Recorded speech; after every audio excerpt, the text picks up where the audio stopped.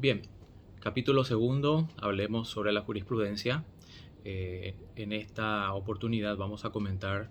un fallo dictado en el contexto de un recurso de casación por la Sala Penal. Este fallo se dictó el 31 de diciembre del año 2020, en el contexto de una causa caratulada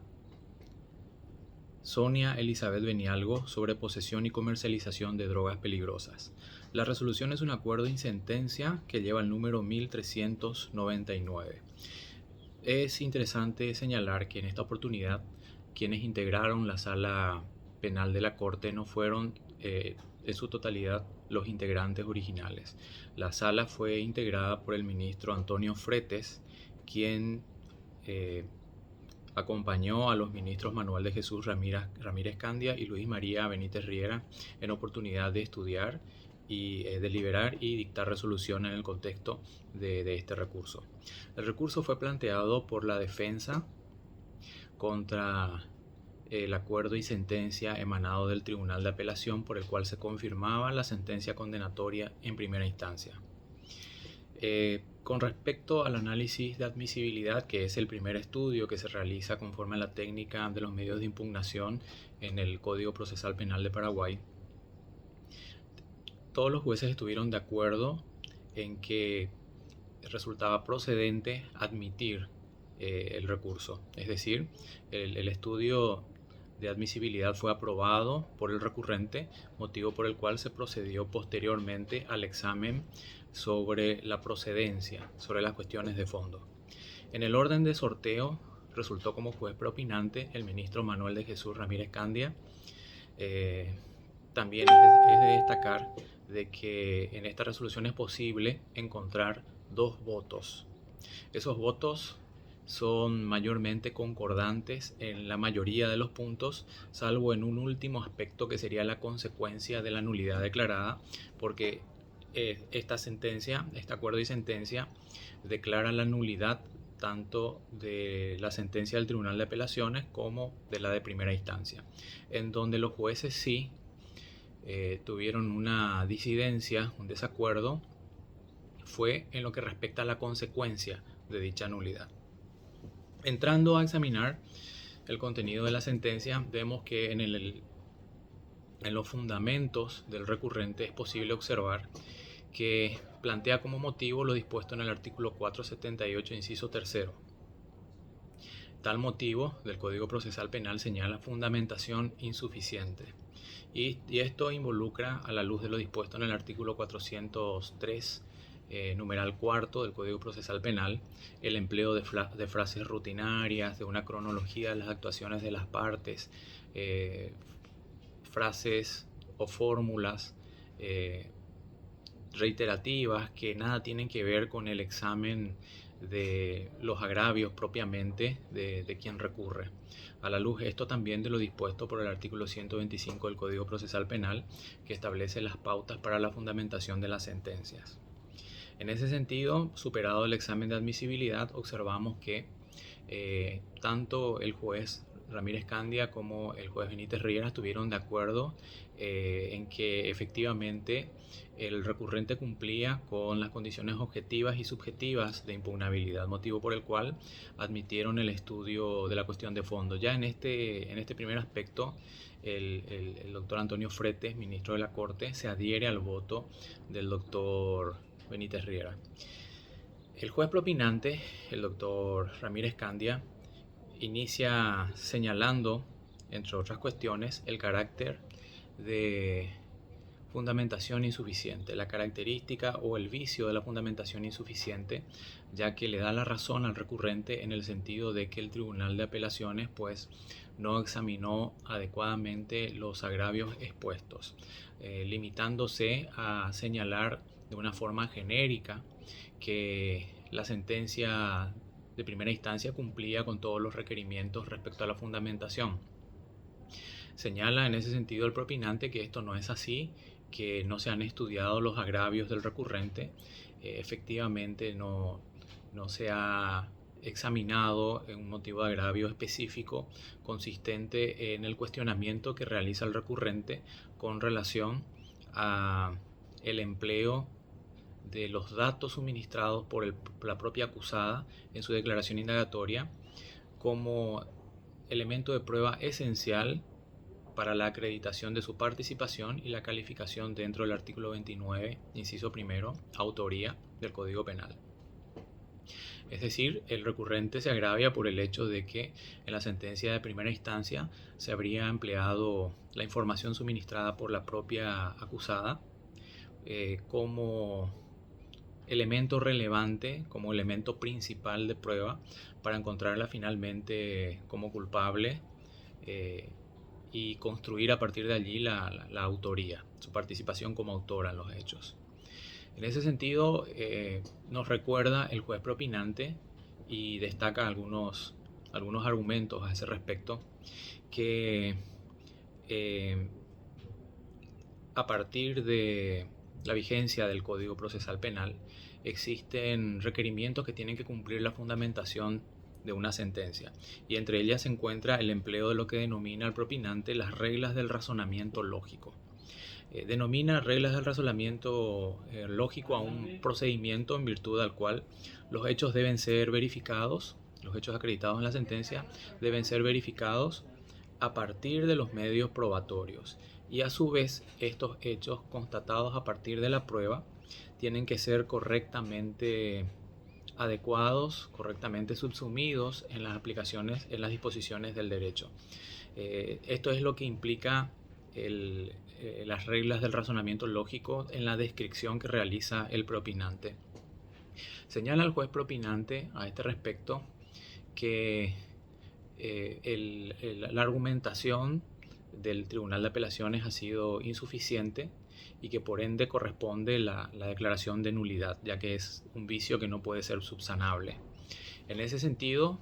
en su entender, corresponde la aplicación del mecanismo de la decisión directa, y en tal sentido empieza a examinar también la sentencia de primera instancia. A este respecto, él verifica, como lo señala, como lo describe el recurrente, que el tribunal de sentencia de una forma explícita señala en su argumentación que ha empleado la información suministrada por la acusada en oportunidad de su declaración indagatoria rendida ante el tribunal. Cita textualmente párrafos de la sentencia en donde se señala que la acusada prestó una declaración de forma libre, de forma voluntaria, en un acto procesal rodeado de todos los requisitos exigidos por la ley,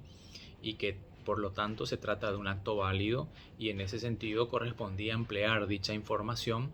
para fundamentar la sentencia. Es de destacar que, conforme constata el propinante, la construcción de la autoría ha sido, en la sentencia de primera instancia, ha sido exclusivamente consecuencia del empleo de la información suministrada por la acusada. Señala en ese sentido el juez propinante que, si bien existieron otros elementos de prueba rendidos, producidos en juicio, resulta claro, resulta evidente, conforme a la exposición y a la redacción de los razonamientos en la sentencia, que el tribunal de sentencia pues ha empleado de una manera exclusiva, de una manera preponderante, de una manera relevante los dichos de la propia acusada como elementos de prueba para poder fundar la conclusión sobre su participación en los hechos y calificar su participación como autoría, a la luz de lo dispuesto por el artículo 29, inciso primero del Código Penal. Expone en ese sentido el propinante que la declaración indagatoria se encuentra en ese sentido regulada en varias disposiciones, y que específicamente hay una prescripción que es la del artículo 96 del Código Procesal Penal, que señala que no será posible valorar en contra del acusado los dichos del mismo cuando no se hayan observado los requisitos, los derechos y garantías previstos en la ley para la producción de la declaración. A partir de esta redacción, a partir de lo que señala el propio legislador en el artículo 96, concluye el propinante, empleando un poco el argumento A contrario, en ese sentido, que toda vez que el acto de la indagatoria haya observado estrictamente los requisitos y los requerimientos y la formalidad exigida por la ley para su producción, será posible emplear la información suministrada por el acusado. Es decir, no resulta prohibido emplear la información suministrada por el propio acusado en oportunidad de su declaración indagatoria para construir los hechos o construir la participación o algún extremo de los requerimientos de la ley, siempre y cuando la declaración se haya producido en estricta observancia de las exigencias establecidas en la ley a ese respecto. Sin embargo, y aquí hace una aclaración muy pertinente y muy relevante, no es factible emplear de manera única y exclusiva para fundamentar ya sea la existencia de los hechos o la participación del acusado o algún otro extremo que deba ser dilucidado por los jueces, única y exclusivamente lo que dice el acusado en su indagatoria. Eso no es factible. Señala el propinante que la declaración indagatoria en el diseño de nuestro proceso penal cumple una doble finalidad, lo cual es en realidad bastante didáctico en su desarrollo. Señala él que la primera finalidad, el primer fin, el primer objetivo que cumple la declaración indagatoria es ser una expresión del derecho a la defensa y por tanto ser la oportunidad que se le concede al acusado a los efectos de que éste realice su descargo, realice aportaciones, explicaciones de su versión de los hechos o suministre elementos que sean útiles a su estrategia procesal. La segunda, sin embargo, es la de proporcionar información que ha de ser valorada no de manera solitaria, no de manera independiente, no de manera única, sino que en el contexto de todos los demás medios probatorios o elementos de prueba producidos en la audiencia de juicio. En ese contexto, la información suministrada por el acusado tiene que ser constatada y verificada como un indicio a partir de los demás elementos de prueba producidos en el juicio. A ese respecto menciona también el propinante que no debemos olvidar que a diferencia de lo que ocurre con el testigo, quien es advertido acerca de la relevancia de su declaración y asimismo de las consecuencias legales previstas en caso de faltar a la verdad, que tienen que ver con la producción del hecho punible de testimonio falso, artículo 240 del Código Penal, el acusado declara sin ningún juramento o promesa de decir verdad, por lo que es factible que el mismo pueda faltar a la verdad o pueda desviar incluso en su interés la investigación aportando datos que no son correctos. Es por ello que concluye el propinante en su exposición, no es factible emplear como único elemento de prueba la información suministrada por el acusado, aunque la declaración indagatoria se haya prestado en estricta observancia de todos los requerimientos y formalidades dispuestos por la ley. Ese ha sido el vicio, señala, de la condena en primera instancia y es el motivo de una casación formal, conforme señala. Es un vicio formal, ya que se ha valorado de manera impropia los dichos de la propia acusada para calificar su participación como autoría y en consecuencia condenarla. A partir de allí entonces señala el propinante, corresponde también la nulidad de la sentencia de primera instancia y la respuesta que él brinda, que en este caso hasta allí todos los jueces estaban de acuerdo, pero con relación a la respuesta que él brinda a partir de esta declaración de nulidad es que se produce la disidencia. Para el propinante, el doctor Ramírez Candia, la consecuencia debería de ser el sobreseimiento de la acusada y la extinción de la acción. Disiente de esta construcción el ministro Benítez Riera, quien elabora su propio voto, como lo había anticipado, concordante en muchos aspectos, salvo en lo que se refiere a la consecuencia de la nulidad. Él también haciendo un abordaje doctrinario respecto al concepto y a la descripción de la fundamentación insuficiente, llega a la conclusión cotejando